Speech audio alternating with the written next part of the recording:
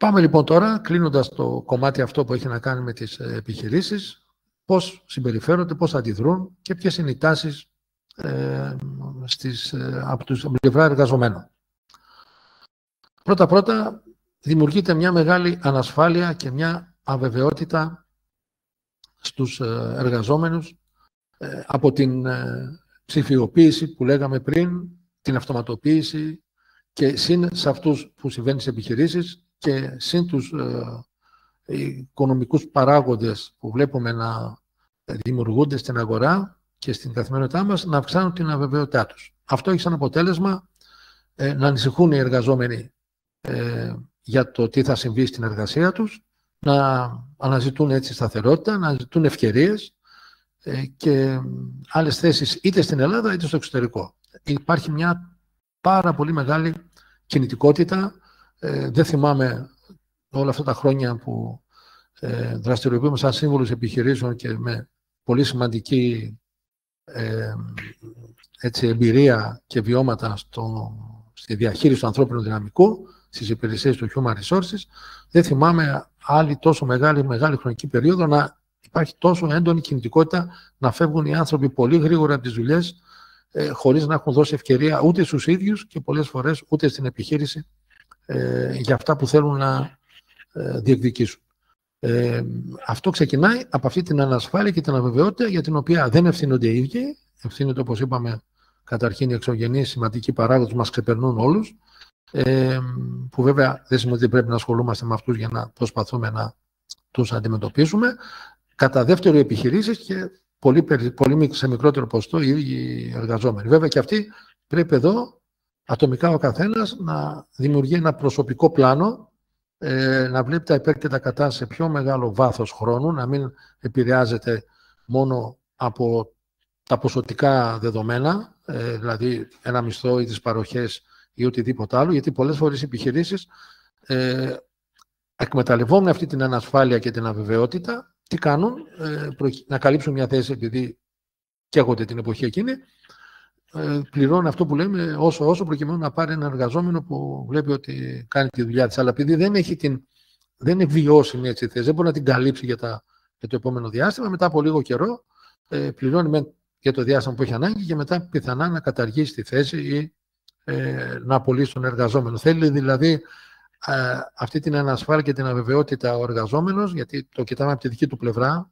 αυτή τη στιγμή, να την αντιμετωπίσει κάνοντας ένα πιο μεσοπρόθεσμο πλάνο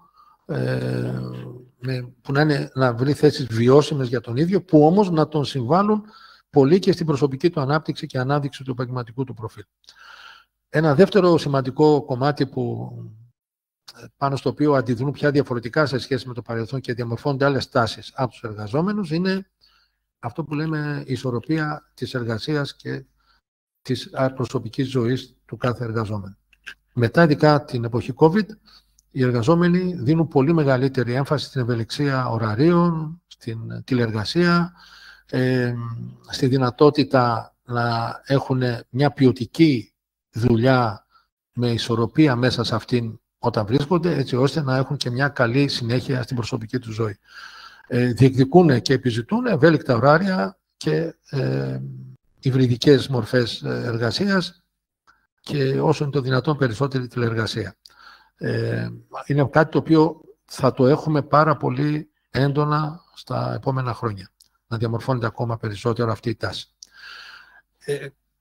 Τρίτο θέμα, οι εργαζόμενοι θέλουν, πρέπει, το χρειάζονται να αναπτύσσονται συνέχεια επαγγελματικά και αυτό μπορεί να γίνει μόνο με ένα όρο, με τη διαβίου μάθηση. Υπάρχει μεγάλη ανάγκη όπως είπαμε, για νέες δεξιότητες και ευκαιρίες κατάρτισης λόγω των τεχνικών αυτών, των τεχνολογικών αλλαγών, αλλά και εξελίξεων σε πολλές διαδικασίες και σε πολλούς κλάδους, με νέα μοντέλα σε ό,τι αφορά τον τρόπο δουλειάς. Δεν αφορά μόνο δηλαδή πάλι εδώ το information technology και το τι εργαλεία έχει κάποιος, αλλά αλλάζουν συνεχώς και μέθοδοι, ειδικά στις εξωστρεφείς θέσεις και τα εξωστρεφή τμήματα μιας εταιρείας. Αναφέρουμε στο sales, στο marketing, στις εξαγωγές, που πρέπει συνεχώς να εξελίσσεται και το προφίλ των ανθρώπων που δουλεύουν σε αυτά. Και όχι μόνο βέβαια, ακόμα και στις παραγωγικές εταιρείες που είπαμε στο κομμάτι των επιχειρήσεων, όταν συζητούσαμε ότι πρέπει να παρακολουθούν τις τεχνολογικές εξελίξεις, εκεί οι εργαζόμενοι αντίστοιχα πρέπει να εκπαιδευτούν πάνω σε αυτοματισμούς ή άλλα πράγματα που πρέπει να μάθουν. Έτσι λοιπόν υπάρχει ένα αυξημένο ενδιαφέρον για εκπαιδευτικά προγράμματα από τους εργαζόμενους. Αυτό άρχισε να διαμορφώνεται από πέρσι, θα έλεγα, από το 23 και μετά υπάρχει ένα μεγάλο ενδιαφέρον. Επειδή όμως, όπως είπαμε, δυσκολεύονται οι επιχειρήσεις στα εκπαιδευτικά προγράμματα να πάρουν επιχορηγήσεις να το κάνουν, έχει επιχειρήσεις που επενδύουν σε αυτό ή δημιουργούν μέσα εσωτερικά διάφορα workshop, διάφορα σεμινάρια και παρουσιάζουν εξελίξεις, αλλά και οι ίδιοι εργαζόμενοι πρέπει να βάλουν μέσα στο επαγγελματικό τους προφίλ και αυτή την συνισταμένη και από μόνοι τους, σε συνάρτηση και με την επιχείρηση στην οποία εργάζονται, να υλοποιήσουν τέτοια εκπαιδευτικά προγράμματα, και αυτό θα τους βοηθήσει, είναι προφανές, θα έχουν και ευκαιρίες επαγγελματικής εξέλιξης αποκτώντας αυτές τις γνώσεις. Και είναι κάτι το οποίο το επιζητούν τώρα πια και από τις επιχειρήσεις. Πηγαίνει δηλαδή ένας εργαζόμενος τώρα σε μια εταιρεία και αρχίζει να παίζει και αυτό, ότι αν η εταιρεία επενδύει πάνω στους εργαζόμενους ώστε να τους παρέχει αυτή τη βελτίωση των γνώσεών τους. Και βέβαια δεν είναι βελτίωση γνώσεων, εδώ είναι και λάθη που κάνουν επιχειρήσεις, που επειδή δουλεύει ένα ERP καινούριο, ένα CRM, ένα εργαλείο της δουλειάς, και εκπαιδεύει τον εργαζόμενο ότι αυτό το θεωρεί εκπαίδευση. Δεν είναι. Αυτό είναι για να είναι παραγωγικός ο εργαζόμενος, για να κάνει καλά τη δουλειά του. Επαγγελματική ανάπτυξη σημαίνει ότι πρέπει να εξατομικευμένα για κάθε εργαζόμενο που έχει επιχείρηση να δει το προφίλ του. Δεν αρκούν τα οριζόντια, όπως είπαμε στην αρχή. Πρέπει να είναι πια πολύ παραμετροποιημένα, πολύ customized τα πράγματα για κάθε έναν εργαζόμενο για να έχει αξία. Δεν υπάρχει συνολική γνώση. Η γνώση είναι κάτι που μπορούμε να το πούμε εδώ εμείς, το παρακολουθούμε 100 άνθρωποι, να πούμε ένα πράγμα, αλλιώς θα το καταλάβει ο καθένας από τους 100, ανάλογα με τα βιώματά του, το υπόβαθρό του, την εμπειρία του και πολλά ακόμα. Ένα πολύ σημαντικό κομμάτι το οποίο αντιμετωπίζουν οι εργαζόμενοι και καλούνται να το διαχειριστούν είναι αυτή η επαγγελματική εξουθένωση που την αντιμετωπίζουν και οι επιχειρήσεις, όπως είπαμε, από τη δική τους οπτική. Εδώ λοιπόν υπάρχει μια λάθος πίεση πολλές φορές από τις επιχειρήσεις και καλούνται να την διαχειριστούν οι εργαζόμενοι για αυξημένη αποδοτικότητα, που εξαιτίας και όλων αυτών που είπαμε, την ανασφάλεια και την αβεβαιότητα που επικρατεί έτσι κι αλλιώς στο ευρύτερο περιβάλλον, τους δημιουργούν αυτή την ψυχολογική εξουθένωση.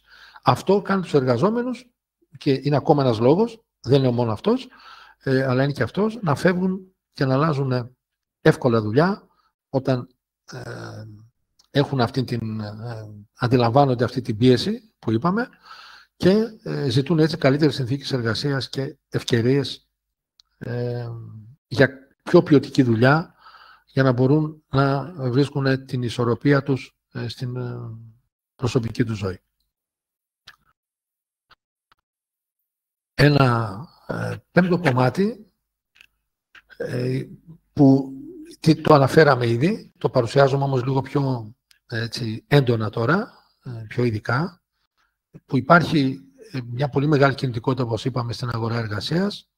Οι εργαζόμενοι ψάχνουν συνέχεια νέες ευκαιρίες, πάνε σε μια δουλειά, ξεκινάνε εκεί και σχεδόν αμέσως σκέφτεται το επόμενο τους βήμα. Αυτό το παρατηρούμε πολύ έντονα, ειδικά σε νέους, σε ανθρώπους που τελειώνουν τώρα τις σχολές τους, βγαίνουν στην αγορά εργασίας και όταν έχουν και μια μεσαία και πάνω κατάρτιση, αυτό που λέω γίνεται πάρα πολύ έντονα. Τα στατιστικά που έχουμε τα τελευταία χρόνια σε σχέση με τα προηγούμενα, από το 2000 και μετά που μπορώ να αναφερθώ, που κάνουμε αυτή τη δουλειά οι συνεργάτες μου και εγώ και ασχολούμαστε με τις επιχειρήσεις και με τη διαχείριση του ανθρώπινου δυναμικού, το μέσο διάστημα που αναζητά να βρει τώρα δουλειά ο νέος που μπαίνει στην αγορά εργασίας είναι συνήθως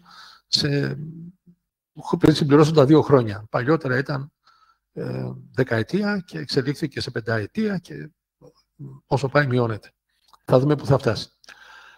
Αναζητούν λοιπόν καλύτερες αποδοχές, σταθερότητα και ευκαιρίες ανάπτυξης. Αυτό είναι που δίνουν μεγάλη έμφαση, ειδικά οι νέοι εργαζόμενοι, και είναι κάτι που όπως είπα, θα το δούμε πολύ έντονα. Ένα άλλο κομμάτι που έχει αλλάξει σε σχέση με τα προηγούμενα χρόνια είναι ότι οι εργαζόμενοι ενδιαφέρονται όλο και περισσότερο για το κοινωνικό αποτύπωμα μιας επιχείρησης. Αυτοί που ψάχνουν να βρουν και σε αυτήν που θα πάνε.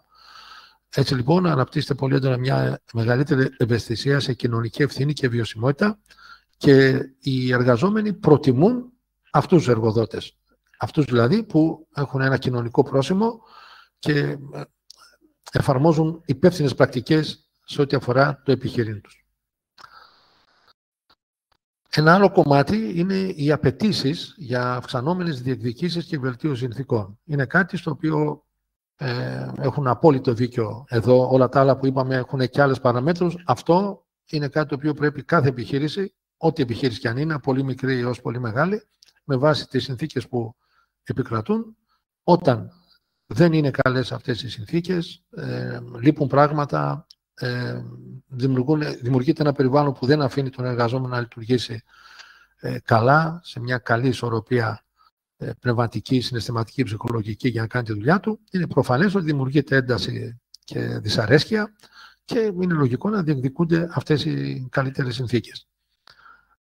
Και αυτό οι εργαζόμενοι το διεκδικούν, όπως είπαμε, φτάνουν στο να διεκδικήσουν καλύτερες αποδοχές αν οι διεκδικήσεις που είπαμε αφορούν και το μισθό και βέβαια τις καλύτερες συνθήκες εργασίας που μπορεί να οδηγήσει και μέχρι την απεργιακή κινητοποίηση που δεν είναι συχνό φαινόμενο πια, όσο πάει εκλείπει και αυτό, αλλά σαν αντίδραση έχουμε δει να συμβαίνει ακόμα και τώρα. Σε περιπτώσεις που κάποιοι εργαζόμενοι ή μεγάλες ομάδες, οι συνθήκες τους, το είδαμε ας πούμε για παράδειγμα στους ντελιβεράδες ή σε καταστήματα μεγάλα επώνυμης αλυσίδας, ειδικά για θέματα συνθήκων και ωραρίων τηλεπικοινωνίας. Μια μεγάλη εταιρεία στον χώρο της τηλεπικοινωνίας.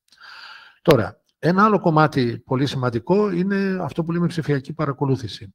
Υπάρχουν επιμέρους, ευτυχώς δεν έχουμε πάρα πολλά κρούσματα, υπάρχουν όμως κρούσματα, γιατί υπάρχει μια ανησυχία που εκδηλώνεται σε σχέση με τα προσωπικά δεδομένα και μια υπερβολική παρακολούθηση που προσπαθούν να επιβάλλουν στους χώρους εργασίας και τις ώρες που δουλεύουν οι εργαζόμενοι τους οι εργοδότες. Είναι κάτι το οποίο οι εργαζόμενοι δεν μπορούν να το ανεχτούν και είναι λογικό, κανένας μας δεν μπορεί να το ανεχτεί.